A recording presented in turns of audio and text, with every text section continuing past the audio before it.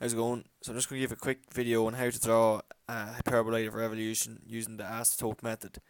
So the asymptotes to the curves are elements which are seen as through lengths in elevation. So asymptotes will always cross at throat level.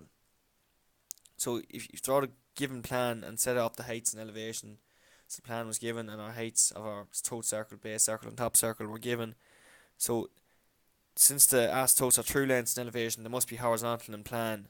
So we draw our asymptote in plan tangential to the throat circle. So I'll just put that in.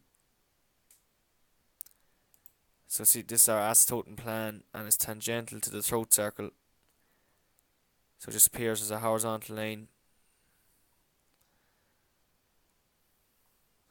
So once we have that, the next thing we're going to do is get our asymptotes in elevation. So we need to bring up, if we just bring up our points from where it touches the base circle, we can see it gives us points here on our base circle and our top circle, and this from then on we can join these points to give us our asymptotes in elevation, like so. So these are our asymptotes in elevation. So you can pick any number of points in the asymptote in plan. So just to divide this line up into, so I made 3 points. So I'll just add in all my points. So I had 3 points here, and what I done was I brought them round also to the center line, and when I touched the center line I brought them straight up, and I brought them straight up from the asymptote line. So I'll just turn some of them off to eliminate confusion for a second. So just working with this one for starters. So you see I brought around the center line and brought it straight up from the asymptote line.